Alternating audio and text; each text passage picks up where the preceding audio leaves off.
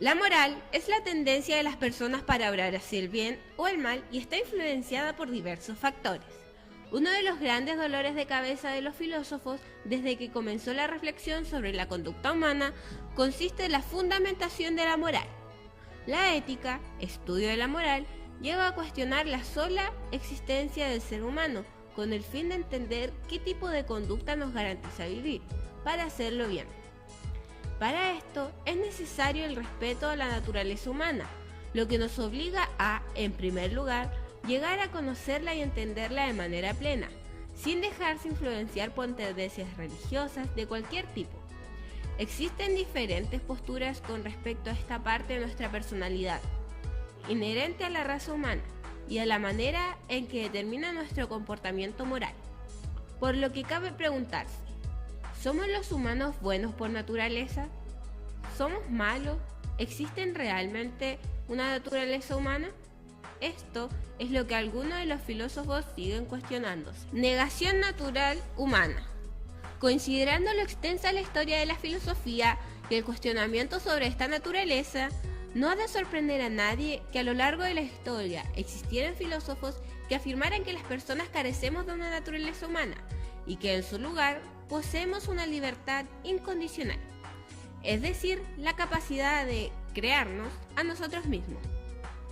Entre ellos encontramos a Pico de la Mirandola, quien afirmaba que el ser humano había sido creado por Dios fuera de las leyes naturales que regían al resto de las criaturas, de manera que construyera su naturaleza según su libertad y sin barrera alguna.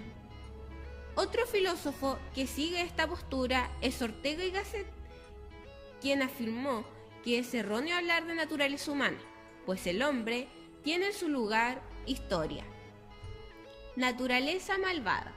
Por otro lado, existen también otros personajes que sí creían en la existencia de esta naturaleza humana, pero aseguraban que esta era de carácter malvado y egoísta.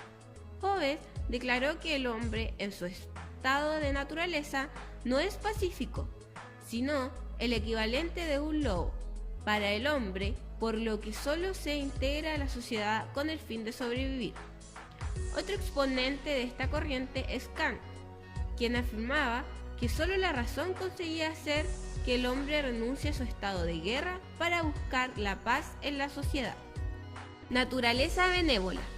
Al contrario del caso anterior, en esta vereda de la filosofía se encuentran, entre otros, Jean-Jacques Rousseau, el cual afirmaba que el hombre es bueno por naturaleza, pero que la sociedad capitalista, egoísta y competitiva termina por corromperlo. Karl Marx también apoyaba esta postura. Esta característica de la raza humana condiciona el comportamiento de las personas de manera pasiva, en la que deja lugar a su transgresión. Por esto, se puede decir que la naturaleza humana no nos fuerza, sino que nos atrae, respetando siempre la libertad de obra. El amor se considera frecuentemente como el motivo que conlleva las buenas acciones. Los sentimientos tales como solidaridad, amistad o afecto encaminan al ser humano comúnmente a obrar por el camino del bien. Por el contrario, el odio es vinculado siempre como fuente de acciones malas e injustas. El amor se puede ver expresado en el diálogo de Platón, en el cual Alcestis, la hija de Pelías, hijo de Tiro y Poseidón, se dispone a entregar su vida por el amor de su esposo. La ética del deber se refiere al mandato que debemos cumplir en forma universal. Existe un mandato moral, un imperativo que ordena no lo que debemos, sino el cómo hacerlo.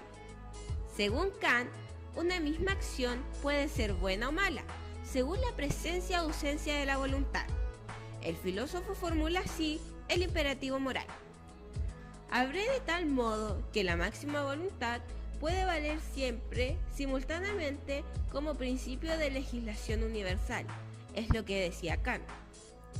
Este imperativo es categórico, quiere decir que es válido siempre y para todos los hombres. Lo importante en el actuar moral será actuar por el amor al deber, es decir, según la ley, por el respeto que se le tiene a éste.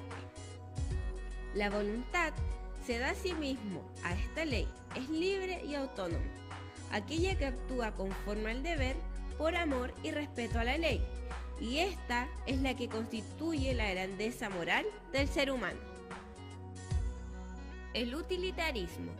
El utilitarismo es una doctrina ética que, dando por hecho que el hombre es un ser social por naturaleza, establece que todas las acciones, ya sean privadas o públicas, no solo deben contribuir a la felicidad del individuo, sino también a la felicidad colectiva. Todas las acciones que cumplan con el criterio antes mencionado serán consideradas útiles y buenas. Jeremy Bentham, el precursor de esta teoría, afirma que la búsqueda de la felicidad influye tanto en la moral del individuo como en las normas sociales y la legislación política. Asegura también que la manera en que el individuo logra contribuir a la felicidad de la sociedad es no interfiriendo con la libertad de las personas que la conforman. Para Bentham, el utilitarismo no se trata únicamente de la obtención de la felicidad inmediata, sino de la búsqueda del placer a mediano y largo plazo, evaluando factores como la duración, la intensidad y la posibilidad real de obtener dicha sensación de placer. Jon Stewart, el principal exponente del utilitarismo, agrega que el estado social del hombre se sustenta en los sentimientos de simpatía y unidad entre las personas, que estos los impulsan a buscar el bien común.